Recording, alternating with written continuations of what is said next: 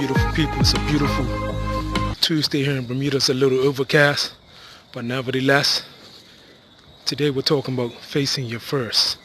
I'm going to teach you ways how to face your first and overcome your failures. Because many times in life,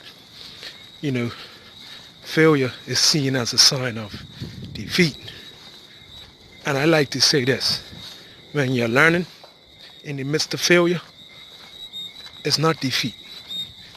If you win and you don't learn, to me that's equivalent to losing.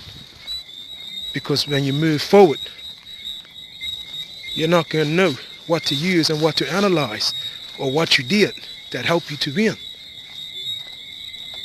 So, overcoming defeat and failure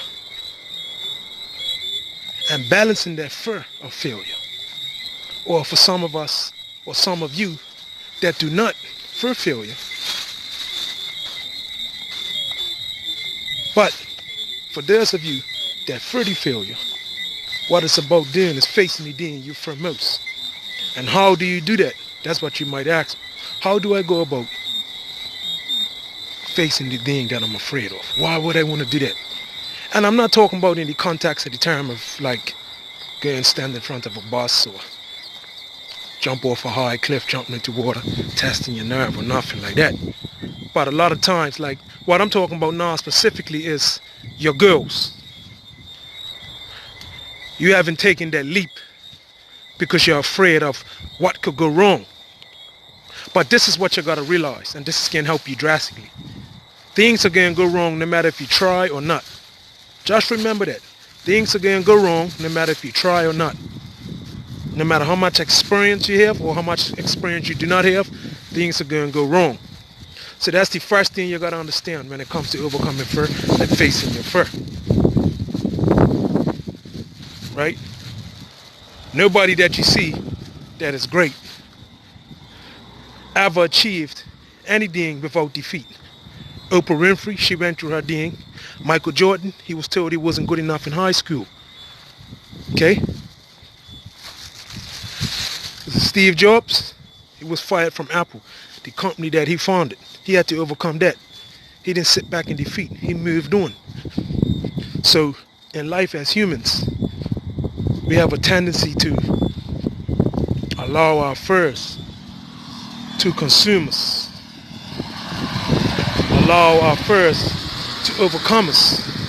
And that's why my purpose and my intentions is to educate you and show you ways in which you can overcome your fear.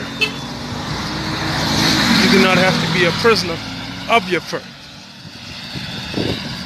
Because when we stay fixated, when we keep on focusing on the problem and we don't work towards a solution, the problem's only going to grow.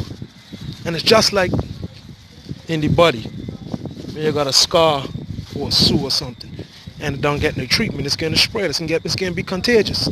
So that's what it's like when you focus on your problems and not the solution. Things get contagious and it spreads like a germ.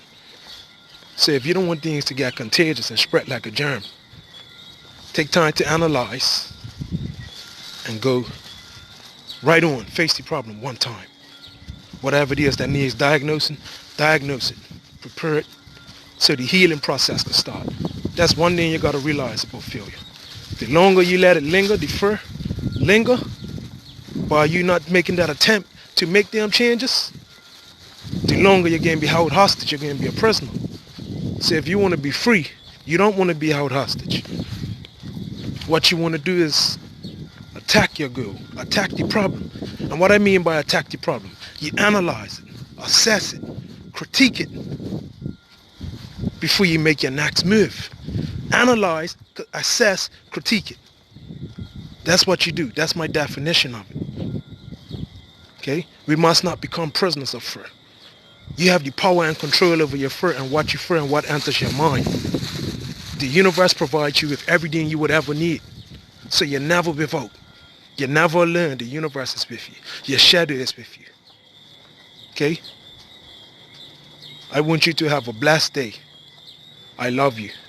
It's been a pleasure.